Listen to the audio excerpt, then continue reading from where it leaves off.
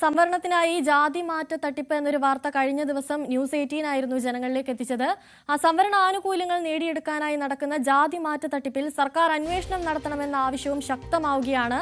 സർക്കാർ ജോലിയും വിദ്യാഭ്യാസ ആനുകൂല്യങ്ങളും ഒക്കെ വ്യാജ സർട്ടിഫിക്കറ്റ് ഉപയോഗിച്ച് നേടിയെടുത്തവരെ നിയമത്തിന് മുൻപിൽ കൊണ്ടുവരണമെന്നാണ് ആവശ്യം. നിയമത്തിലെ പഴുതുകൾ ദുരുപയോഗം ചെയ്ത് നിരവധി പേർ ലത്തീൻ കത്തോലിക്ക സർട്ടിഫിക്കറ്റ് നേടിയെടുക്കുന്നത് ന്യൂസ് 18 തെളിവുകൾ സഹിതം പുറത്തു കൊണ്ടുവന്നിരുന്നു. ഇതിലെ വിശദ വിവരങ്ങളിലേക്ക്.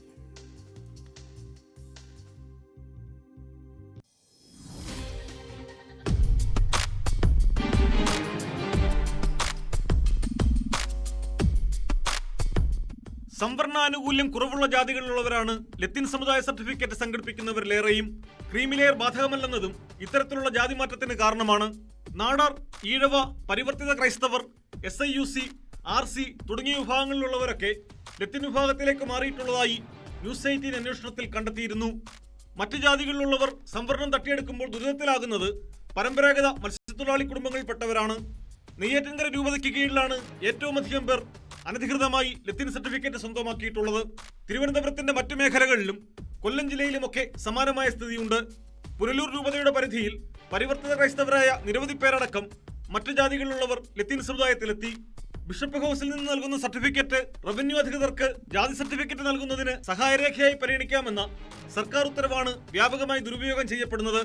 ഇക്കാര്യത്തിൽ വിശദമായ അന്വേഷണം വേണമെന്നാണ് വിവിധ സംഘടനകളുടെ ആവശ്യം. ഇതൊക്കെ അന്വേഷണം വരും.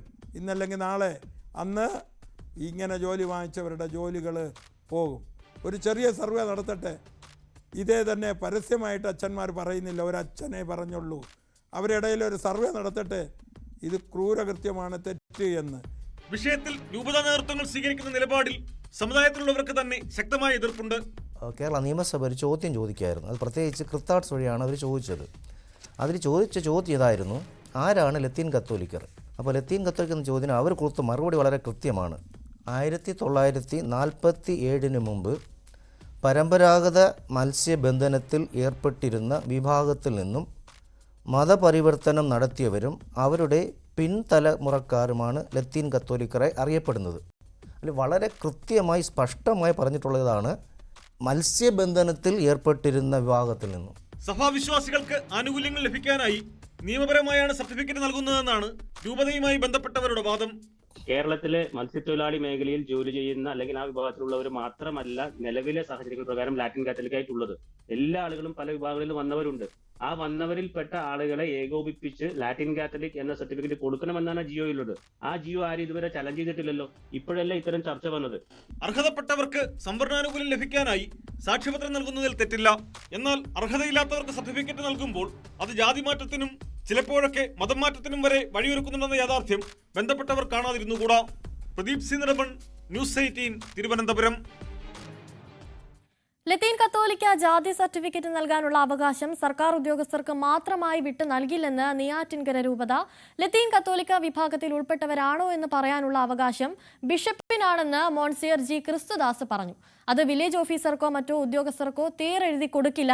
ലത്തീൻ കത്തോലിക്കർക്കുള്ള സംവരണം സമുദായത്തിലെ എല്ലാവർക്കും അർഹതപ്പെട്ടതാണെന്നും മോൺസിയർ ക്രിസ്തുദാസ് വ്യക്തമാക്കിയിട്ടുണ്ട്. ന്യൂസ് 18 പ്രൈം ഡിബേറ്റിലായിരുന്നു ജാതിമാറ്റ വിവാദത്തിൽ സഭയുടെ നിലപാട് രൂപത മുൻ വികാരി ജനറൽ വ്യക്തമാക്കിയത്. ഇടവകയിൽ നിന്ന് പിന്നെ ലെറ്റർ കൊണ്ടുവരുമ്പോഴും അത് ലാറ്റിൻ കാത്തലിക്കാണ്. ഇയാള് ഞാൻ ക്രിസ്തുദാസ്, ഞാൻ ലാറ്റിൻ കാത്തലിക്കാന്ന് പറയാനുള്ള അവകാശം ബിഷപ്പിനാണ്. അല്ലാതെ പിന്നെ വില്ലേജ് ഓഫീസർക്കോ രാഷ്ട്രീയക്കാർക്കോ ഇന്നിവിടെ VSPക്കോ മറ്റ് ആൾക്കാർക്കൊന്നും വേറെ കൊടുത്തിട്ടൊന്നുമില്ല. ആർക്കും കൊടുത്തിട്ടില്ല, കൊടുക്കുകയില്ല, കൊടുക്കാൻ പോകുന്നുമില്ല. ഇത് നോക്കി മാത്രമേ ഒരു വില്ലേജ് ഓഫീസർ സർട്ടിഫിക്കറ്റ് കൊടുക്കാവൂ. അതില് ഇങ്ങനെ വ്യാജമായിട്ട് ഇങ്ങനെ പിന്നെ ഈ നാടാർ സമുദായത്തിലുള്ളവർ ഈഴവ സമുദായം അങ്ങോട്ട് ചേർന്ന് പറഞ്ഞു കഴിഞ്ഞാൽ അത് നമ്മൾ തെറ്റിദ്ധരിപ്പിക്കുന്നതാണ്. അത് വ്യാജമായിട്ട് അത് രാഷ്ട്രീയം ഓരെടുക്കുന്നതിന് വേണ്ടിയാണ്. അങ്ങനെ പിന്നെ വലിയൊരു ഭാഗം പരിവർത്തനം ചെയ്യപ്പെട്ടിട്ടില്ല. അത് പിന്നെ സാധാരണ ഉള്ള ഇതിന് മാത്രമേ നേരത്തെ രൂപത്തിൽ അങ്ങനെ ഒരു വിഭാഗം ഉണ്ടായിട്ടുള്ളൂ. അല്ലാതെ വലിയൊരു വിഭാഗം കൊണ്ട് പരിവർത്തനം ചെയ്തിട്ടൊന്നുമില്ല.